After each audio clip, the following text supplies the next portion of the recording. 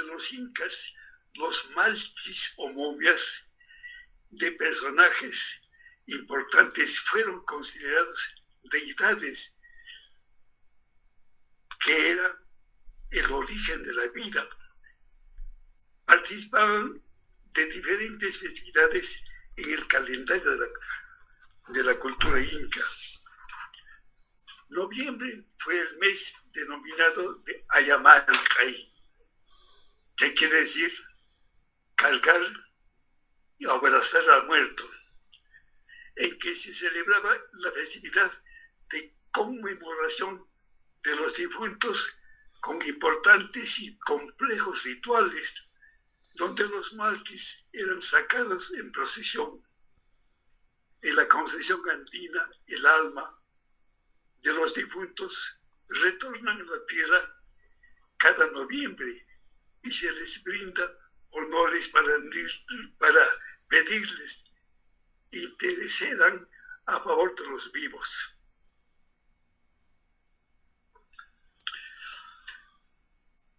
Como en toda Hispanoamérica, el Día de los Muertos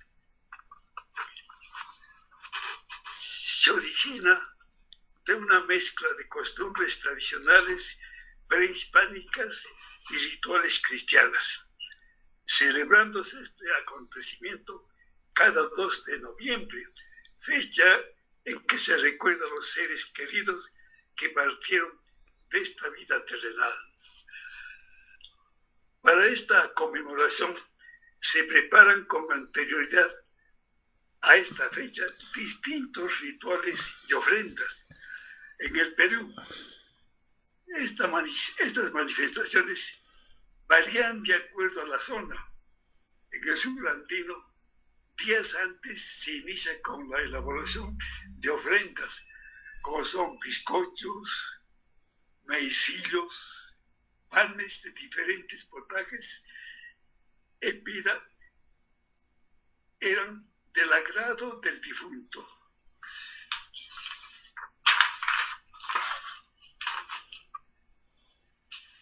Tiene especial connotación la elaboración de panes denominados antahuahuas, bebes de pan, de vistosas caretas que pueden estar adornadas con grajeas, dulces, chocolates y representaban a las almas inocentes que partieron de este mundo. Parte importante de los actos preparatorios es el arreglo y limpieza de las tumbas y lápidas y el repintado de la cruz del difunto, labores en las que participaban los deudos. En este día, previo al día central, también se realizaban las llamadas velaciones para las almas que tienen menos de 3 años de haber fallecido, las que se efectúan en el domicilio del difunto. Para ello se dispone un altar sobre una mesa y se colocan las ofrendas y potajes preferidas por el difunto. Los parientes y amigos asistentes a este rito acuden a velar durante toda la noche. Los deudas ofrecen bebidas calientes acompañadas de ofrenda. Este ritual debe realizarse los 3 primeros años de haber fallecido y después de estos años se efectuó el almacayarpari, o sea, la despedida del alma, a partir del cual ya no es obligatorio realizar los ritos. Se debe prever una manta. El día central, se debe prever una manta de color negro llamado tómbola, que servía como base del altar, que cubría la tumba, sobre la cual se dispondrán distintas ofrendas y potajes que pueden incluir panecillos, maicillos, frutas también galletas, caramelos, flores y lo más importante es la presencia de las cebollas en flor, porque se consideran que sus tallos contienen agua bendita que aliviará la sed del alma en el trayecto a su morada final, ya que en el mundo andino los difuntos estaban provistos de características y debilidades humanas y podrían sentir hambre y sed. Las tumbas son adornadas con coronas de flores naturales y artificiales de colores llamativos. Si el difunto era un niño, tiene figuras de ángeles. Si es mujer, de vírgenes. Y si es de varón, de santos. Durante todo el día, los deudos permanecen al lado de la tumba, departiendo con el difunto y amigos y parientes la comida y la bebida prevista para ese día. Algunos devotos contratan música que ejecutan las canciones preferidas del difunto, siendo las más festivas y coloridas en las regiones del centro del país. Es costumbre que las personas que visiten elevan una oración por el difunto, reciben parte de las ofrendas en reciprocidad de sus oraciones.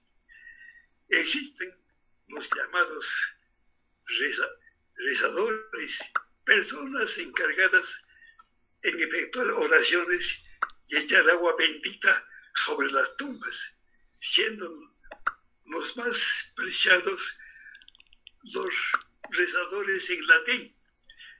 Cuando era muchacho escuchaba a los que rezaban en latín, decían así: me recaen tantas tentaciones, y unas cuantas palabras más en latín, y los nativos ancianos eran provenientes del altiplano, que a cambio de este servicio recibían como pago parte de las ofrendas, dinero o mazorcas de maíz. Terminada la celebración de los deudos, se despiden de sus difuntos. Estos ritos, como toda manifestación cultural, sufren transformaciones o tienden a desaparecer, así como en la década del 70, en las provincias altas del Cusco, los deudos, que por alguna razón no podían estar presentes en sus lugares de origen, armaban sus tómbolas o altares en toda la avenida que daba a la puerta principal del cementerio de la ciudad, donde se encontraban, y de esta manera cumplían con los rituales establecidos. Asimismo, en esta fecha se consideraba propicio realizar ritos para el traslado del alma. Un caso específico que yo pude observar fue el traslado del alma de un difunto enterrado lejos de su pueblo. Por ello fue necesario la participación de un sacerdote andino que a mediodía inicia un ritual con la colocación de un paquete ceremonial sobre la tómbola que cubría la tumba. Después de una serie de oraciones y vocaciones a los dioses tutelares de la zona, piden permiso para que el alma penetre al paquete ceremonial. Y cuando el sacerdote considera que el alma ya había ingresado al paquete, por una señal, envolvió el paquete en la tómbola y a manera de un tesoro preciado, lo tomó en su regazo y sin voltear para atrás fue llevado hasta el cementerio de su terruño, donde esperan los parientes con la fosa preparada para realizar el enterramiento del alma. Hasta la década del 70, en el pueblo de San Jerónimo, donde se asentaron las panacas incaicas, o sea, familias reales incas, cerca de la ciudad del Cusco, existían costumbres ancestrales en esta fecha, como la denominada el cargo de las ánimas, cuyo corolario de esta festividad era que el cargullo exhumaba el cadáver de una familia, de un familiar, para llevarlo a su domicilio y allí limpiar con agua bendita, cambiar la túnica y el ataúd y después celebrar una misa en el domicilio, otra en el templo y después ser reenterrado. Situación que era aprovechada por la familia para quedarse con el cráneo del difunto, por considerarlo guardián y protector del hogar. Este cráneo o calavera era colocado en un altar detrás de la puerta principal de ingreso al domicilio, al cual denominaban con el nombre de compadre, que era celebrado cada festividad del día 2, o sea, Día de los Muertos. La calavera en el mundo andino representa el contenedor del alma. Por esa razón, cuando un niño se asusta o se cae, consideran que se le escapó el alma y para recuperar deben hacerle ingerir una pizca de tierra de donde se cayó y frotarle el bresma, llamando a regresar su alma con la palabra jamu y alma. Ven, ven, ingresa alma. Posteriormente estas costumbres fueron desapareciendo por considerarlas demoníacas, no cristianas, insaludables, pero lo interesante es que todavía existen muchos cultos a las calaveras, porque en el Cusco tenemos un santuario que se llama Niño Compadrito. No es calavera, sino una escultura que es el tránsito del alma, del cuerpo en alma. Es muy adorado por todos los fieles del Cusco y lo festejan el día 2, y cuya fiesta le hacen como si fuera un niño nuevo, último, con regalos, con piñatas, una fiesta muy especial, porque este niño es muy milagroso, especialmente para las mujeres. Hay muchos cultos en que han encontrado detrás de un templo en un pueblo de Apurímac, encontraron arando la tierra la cabeza de un Cristo. Y cuando ellos pensaron que el cuerpo estaba más profundo, siguieron escarbando, lo encontraron. Pero ese cráneo lo adoran, le han puesto su capita y le hacen un altar especial y lo adora todo el pueblo, inclusive los migrantes de esa ciudad. Aquí tienen también su cofradía, en el que este santo es bastante piadoso para ellos, muy concurrida es su festividad. Muchas cosas tenemos en el mundo andino y no quiero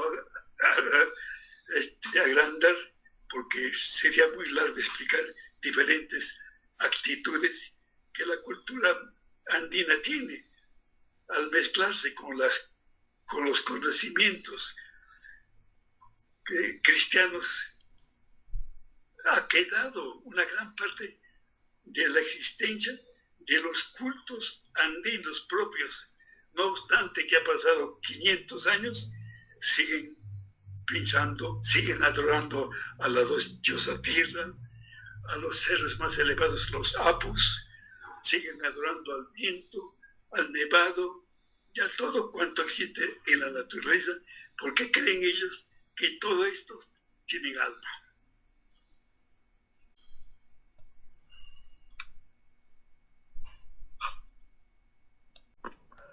¿Alguna pregunta, alguna consulta con el doctor Abraham Valencia, por favor? Yo quería felicitar al doctor por tan hermosa presentación y muy ilustrativo. Un placer. Y saber que son muy similares, ¿no? Nuestras tradiciones y costumbres con México.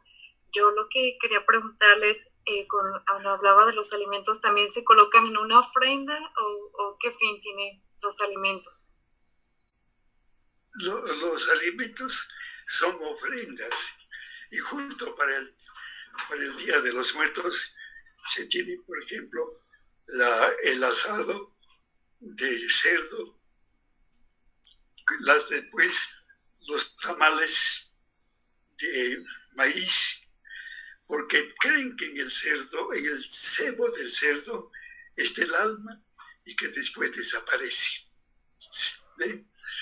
Y también se tienen otros alimentos muy propios de la región, siempre vinculados con la tierra y las almas, porque creen que las almas controlan las raíces o controlan las plantas por estar estrechamente vinculadas con el alma de la tierra, las plantas o los productos. Eso sería todo, tal vez. Sí, doctor Abraham, aprovechar. Estos elementos que nosotros tenemos acá dentro de nuestra cultura andina, los ponemos en altares. De repente un poquito más ahondarnos sobre el tema de la estructura de un altar a nivel de nuestra cultura, de la cultura andina, en el sur andino. Bueno, los altares son, en el caso de los muertos, son sencillos. Lo realizan en las tumbas con una cruz y encima de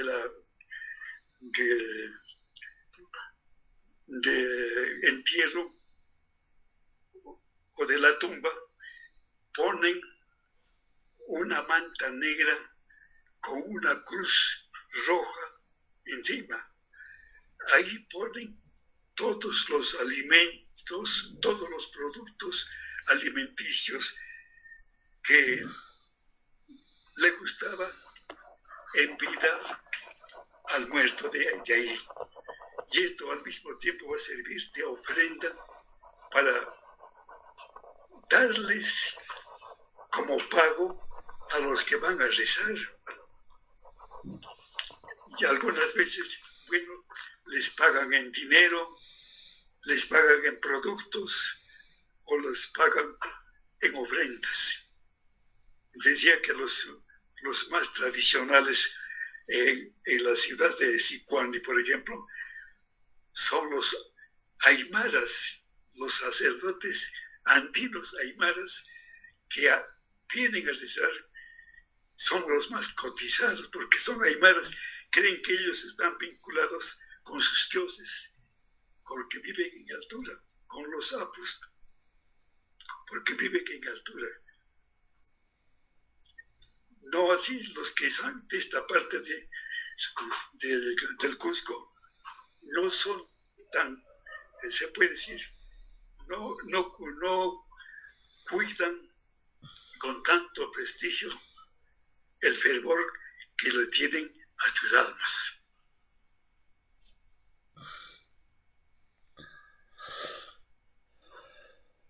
A ver, por favor, ¿alguna pregunta? ¿Alguien por ahí? Leilis, por favor. Muchísimas gracias, doctor. Felicitaciones por la exposición. Tengo dos consultas, doctor. Un poquito quisiera conocer más sobre los ayatakis, en qué consisten, y el nombre de esta calavera que de Cristo. ¿Tiene algún nombre este señor que menciona usted se encontró ahí en Apurímac? Gracias. Ya.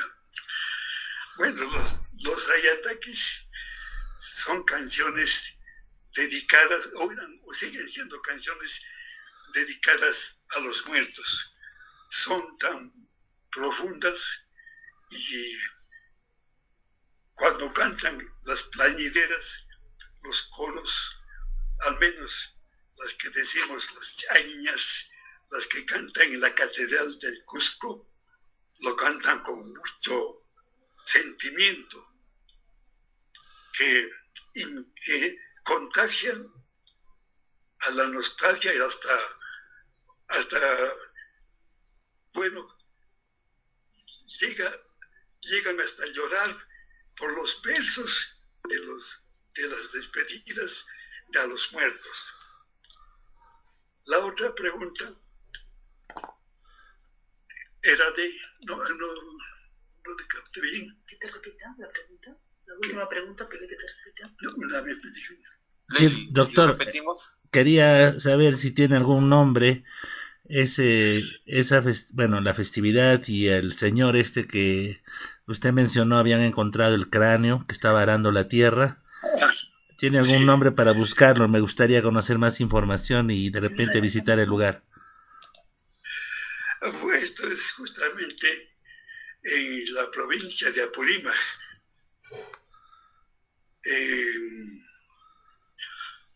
Y Chalhuanca. Okay. En el distrito de Chalhuanca, ahí es donde se encontraron el cráneo y llaman el Señor de las Ánimas. Tiene el nombre el Señor de las Ánimas.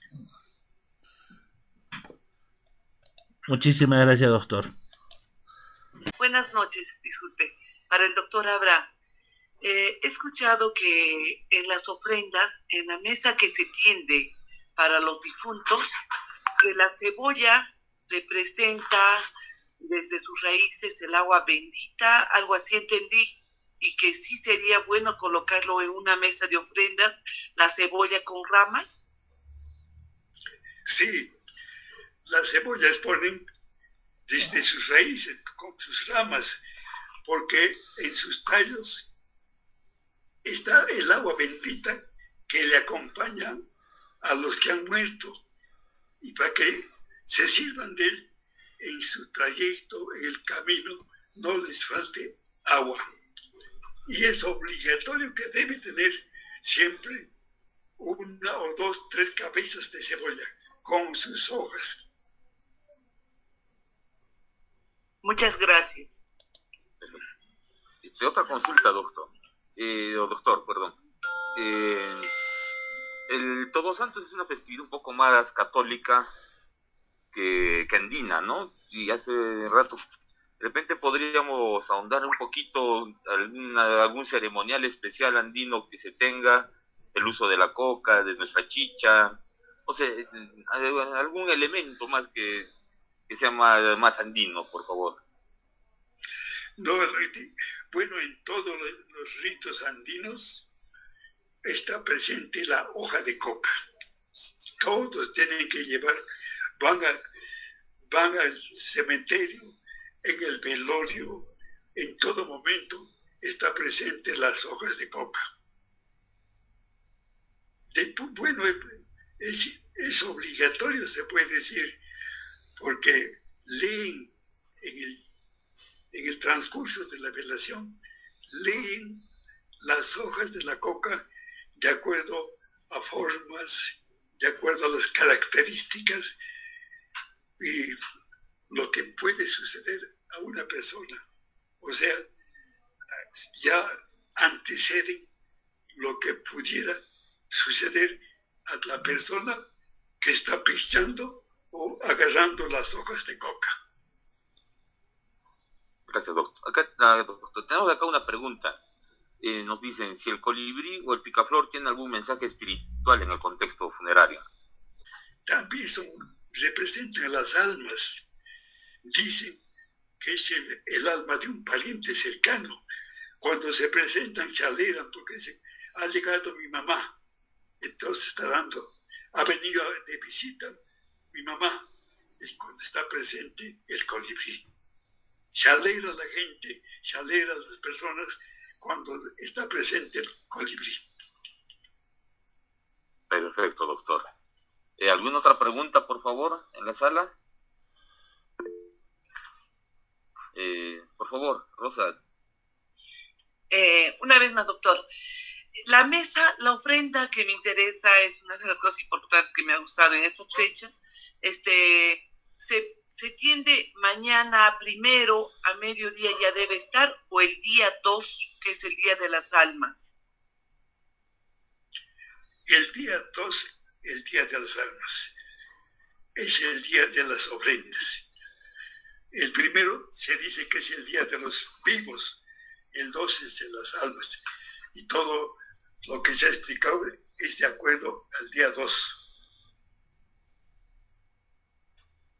Perfecto, doctor. Gracias, doctor.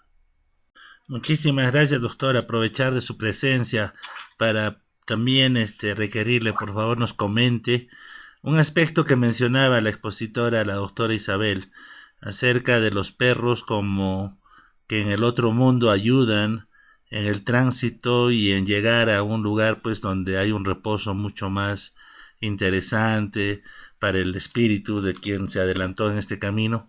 Y entiendo que en nuestra cultura también hay un pueblo de Lázaro donde los perros nos ayudan a alcanzar ese lugar que buscamos para nuestro descanso eterno. ¿Podría comentarnos un poco más, por favor? Muy bien tu pregunta, porque los perros son, al menos, por ejemplo, en Marenganí, cerca de Sicuani, los perros de piel negra acompañan a los cadáveres, a las almas, y tiene que estar de todas maneras enterrado en la cabecera del difunto. ¿Y esto es por qué? Porque les hacen pasar, les hacen pasar el mal rojo. No así los perros de piel o de color blanco, no así. Es el perro de color de piel negra. En Sicuani hasta se pierden esos perros porque vienen los de Marenganí y se los llevan esos perros. Pero hay otra cosa muy importante, la presencia de la llama, de las llamas. Las llamas, bueno, hemos visto que en una gran parte de las culturas antiguas también enterraban a sus cadáveres con una llama. Cuando excavamos nosotros acá en Chanapata, en la parte alta del Cusco, encontramos un cadáver con una llama, porque la llama, al menos la llama que tiene piel negra, también le sirve para que haga pasar el mar rojo y le acompañe llevando los alimentos en la otra vida del cadáver. Y también en las provincias altas, el día o la fecha del alma cacharpali, que llaman ellos, o cuando van a despedir el alma, tienen una costumbre muy antigua, como es, nosotros constatamos como una señora viuda preparaba 5 mandíbulas de llamas y de paso unos costalitos hechos de fibra de llama para en estos costalitos poner productos como quinoa, trigo, cebada, y durante la velación preparaban unos muñequitos que representaban al difunto.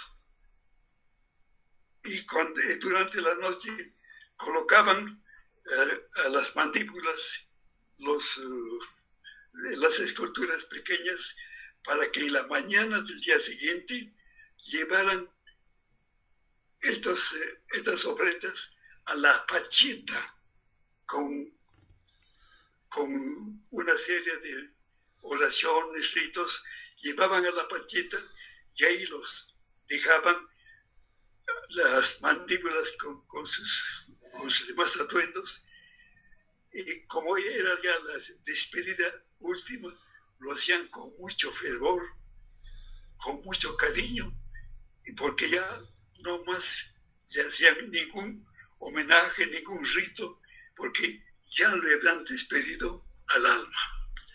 Eso sería una parte importante. Ya les he dicho de que no hay muchos animales que están vinculados con la muerte y con el alma.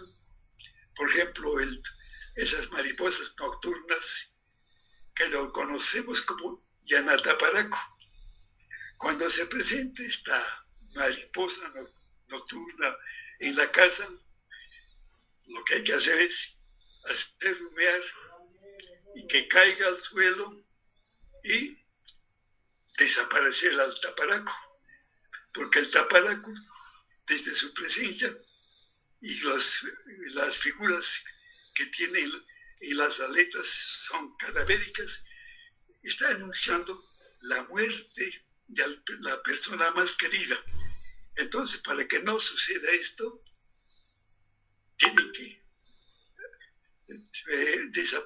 tienen que matar a la mariposa y llevarlo cuanto más lejos de la casa para que el hecho ese de la muerte no suceda.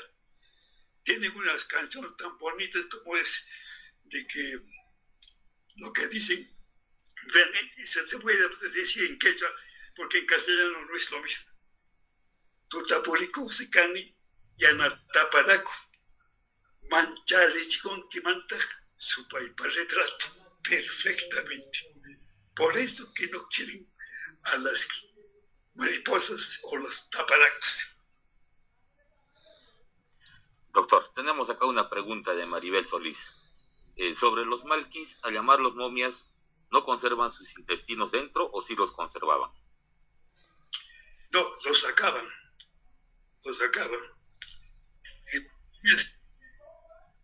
No hemos encontrado las momias que tenemos en el museo, no hemos encontrado.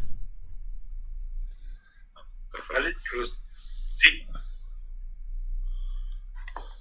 Otra pregunta.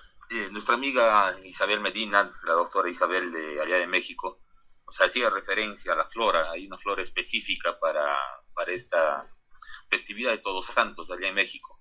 Acá en el sur peruano, ¿tenemos alguna flor que sea, digamos, representativa para esta festividad?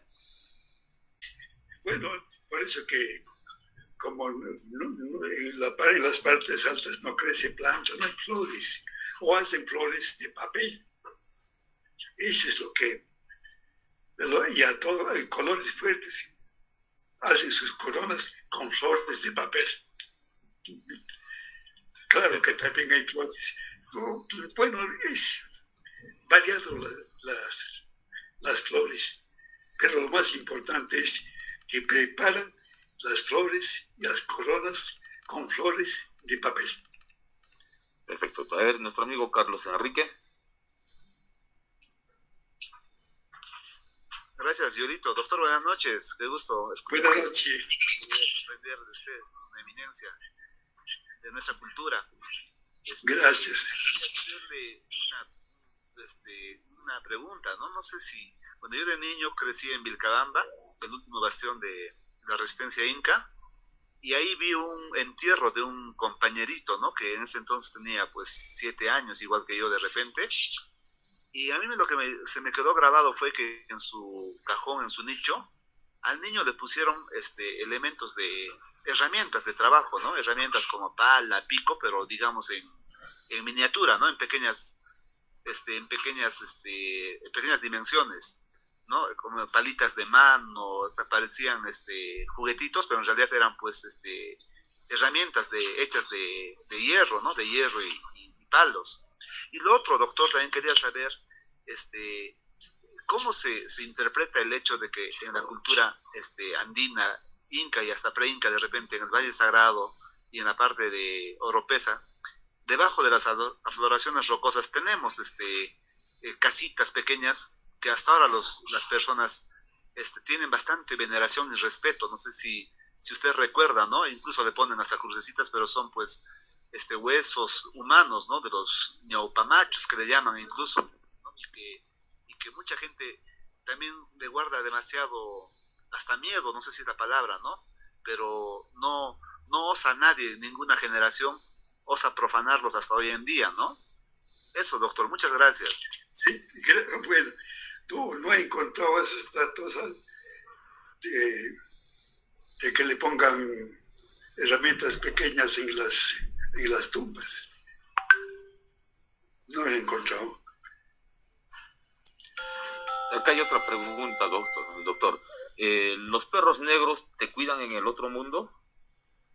Sí, los perros negros. Son los perros negros los que le acompañan a los cadáveres y son muy cotizados, buscados. Acá otra pregunta, dicen, las conopas. ¿Qué son las conopas, doctor, por favor? Bueno, las conopas son instrumentos que sirven de manubrio o para moler las conopas. No es para cuestión ritual. Perfecto. Bueno, son de piedra, tipo, una jornopa tiene la forma de un puma, por lo general son de alpaca, que era para hacer los ritos ceremoniales, o también sirven para preparar los alimentos, moler los alimentos, las jornopas. Perfecto, doctor. Acá hay una pregunta en relación a los perros negros. Dice, ¿y sobre los gatos hay alguna relación? ¿Sobre el qué? Los gatos. Deben referirse a los gatos negros, ¿no? No encontró ningún dato al respecto. Quizás en la parte norte del Perú, donde las culturas tenían huacos, al menos Chimú o Chica, huacos personales de color negro, pero en el caso de los incas no han tenido. Perfecto, doctor. A ver acá. La cantuta, ¿qué papel juega? Nos preguntan acá. Sí, para colocar el altar, ¿se requiere de algún ritual o cómo es la forma en que ustedes lo colocan? Y si hay elementos significativos. Bueno, desde el momento que se está limpiando el terreno donde está el cadáver, ya se está haciendo el rito. Ya se hace con una ceremoniosidad. Por eso a veces se pinta la coca. La coca es muy importante. Después se limpia la zona, a veces se empera o se empera la tumba donde está la cruz. La cruz se limpia, nuevamente se pinta, y ahí es donde recién hacen el altar, pero simbólicamente, que es una manta negra con una cruz roja al medio, donde ponen todas las ofrendas que son alimentos que en vida le gustaba al muerto. Y es donde iban a rezar y se repartía todas esas ofrendas a los rezadores o a las personas que se aproximaban a bendecir con su agua bendita, ¿no? Y una vez que el día terminaba, se lo levantaban todo el altar, como ya no había casi ni las ofrendas, ahí terminaba el altar, no había más cosas, no había otros altares especiales. Doctito, una última pregunta por acá que me llegó. Antiguamente, no sé si todavía se sigue realizando el tema del lavado de prendas de los difuntos. ¿Qué connotación tiene este? No, sí, cuando moría una persona, al día siguiente llevaban todas las prendas del difunto a los ríos y lavaban todas las prendas, algunas que eran ya muy antiguas, eran quemadas, solamente las que estaban bien conservadas las guardaban y se repartían entre ellos, ¿no? Entre los familiares, algunas prendas buenas. Algo importante, perdón, bueno, me estaba olvidando una cosa muy importante que vi hace poco cuando estudiaba los canas. Y esto pasó también, ustedes recordarán, la muerte del doctor Andrés Alencastre, el mejor quechólogo de nuestra Cusco, que también murió igual que su padre, lo mataron los campesinos y lo enterraron aquí, en el Cusco, en un nicho, al doctor Alencastre. Y los nativos de El Descanso, que esta ciudad él fundó, los nativos, que eran la mayor parte de sus parientes espirituales, ahijados, compadres, se quejaban de que el alma del doctor Andrés Alencastre seguía vagando, divagando por Descanso y haciendo asustar. Se presentaba como un burro cojo, como un perro bravo, y hacía asustar a todas las personas del Descanso. Al año de su muerte vino un sacerdote de ahí, que la comunidad le pidió que a mediodía, del día que vino, a las 12 del día, rezaba una oración y trataba de estallar 2 huevos en la tumba. Esto simbolizaba que reventaban los ojos. Entonces, una vez que reventaban los ojos, estallaban los ojos, ya no veía este mundo, veía el otro mundo, y ya no, tampoco, ya no era el alma que hacía asustar, que se presentaba como burro cojo, ya no, con eso, con el estallido de los huevos, ya miraba el otro mundo. Perfecto, doctor. Antes de llegar a las conclusiones, tenemos acá la última pregunta, por favor, doctor, con su venia.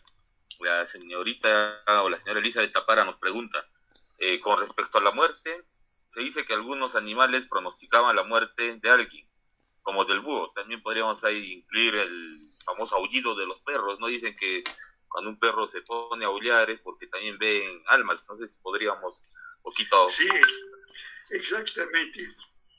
Los perros ven el alma.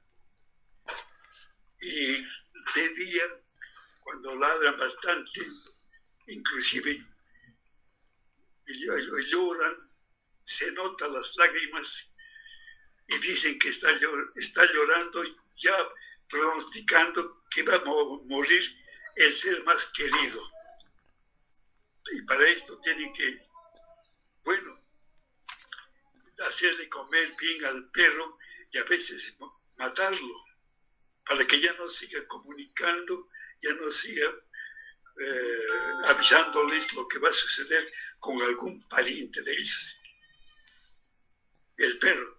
En el búho también, los búhos, cuando se hacen presente, indican que alguna persona, la más querida de la familia, va a morir.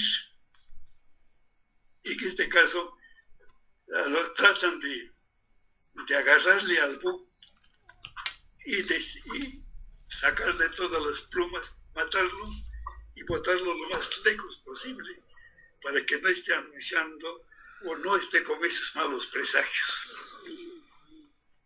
Porque dentro del Cusco, cada piso tiene su propia característica, ¿no? La convención tiene su propia característica, nuestro Valle Sagrado, la zona de provincias altas, y cada uno tiene una riqueza exclusiva. De repente... Exacto, sí tienes mucha razón. Cada distrito, cada provincia tienen diferentes connotaciones. No es igual. Por ejemplo, en Sicuani, cuando hacen los famosos bizcochuelos, se llena la casa de moscas, unas moscas, y dice que estas moscas son las almas que están viniendo a pedir que se les alimente. No se debe botar en los hornos nada durante el preparado de los bizcochuelos. Y son las moscas más grandes que las moscas naturales que vemos, son moscardones. Y son maléficos esta fecha. Se debe cuidar que esté presente en los velorios o en otros ritos que vinculen con la muerte, pero es negativo la presencia de las moscas. Eso sería todo. Perfecto, doctor. Muy agradecido a nuestro querido doctor Abraham Valencia, Abraham Valencia Espinosa, doctor de nuestra Universidad San Antonio Abad. Muchas gracias a nuestros dos invitados el día de hoy, a Leilis, que también ha participado. Ese hermanamiento entre dos grandes intelectuales, dos grandes investigadores, la doctora María Isabel Medina, desde México, nuestra Universidad Nacional Autónoma de México, acá en Cusco, el doctor Abraham Valencia Espinosa, de nuestra cuatricentenaria Universidad San Antonio Abad del Cusco, un hombre que ha dedicado su vida al estudio de la cultura andina. Leilis, por favor, si tuviéramos las conclusiones de nuestro conversatorio antes de poder despedirnos. Claro que sí, Joelito. Paso a dar lectura a conclusiones en general, pero muy importantes que se ha podido tomar nota esta noche. En las exposiciones de nuestros conferencistas internacionales invitados, hemos podido constatar que las características de la festividad del Día de los Muertos son abundantes, de gran calidad y singulares, existiendo varias similitudes entre las prácticas rituales que hasta la fecha se hacen de carácter funerario entre los países de México y Perú. Ojo, con la salvedad de que pueden tener sus propios toques regionales, ya que estamos hablando de países de gran extensión territorial. Hemos también notado que en ambas celebraciones lo que prima como objetivo principal es honrar la memoria de los antepasados, que se adelantaron en el camino y que para las familias, los deudos, los amigos, los vecinos, están todavía presentes. Quizás en nuestra cultura los epitafios no son tan tradicionales como en Europa o Estados Unidos, pero hay uno que es bastante repetitivo, por ejemplo en Almudena, y dice: no estoy muerto, solo estoy descansando. Moriré el día que dejen a venir a verme. Entonces, creo que lo dice todo, y como mostraron ambos expositores, ese es el objetivo primordial de las festividades en los dos países.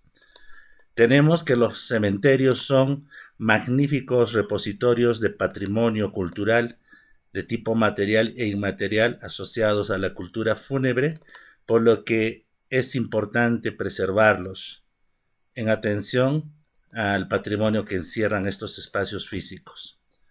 Finalmente, el turismo es una herramienta de desarrollo y puesta en valor para poder difundir y proteger este patrimonio. Quizás una de las tendencias o tipologías de práctica de turismo más cercana a esta sería el negoturismo, que debe autorregularse o ajustarse a partir de un código de ética y la información normalizada y estandarizada oportunamente para no distorsionar el mensaje cultural que encierran estos espacios. Estas son las conclusiones que hemos podido tomar nota.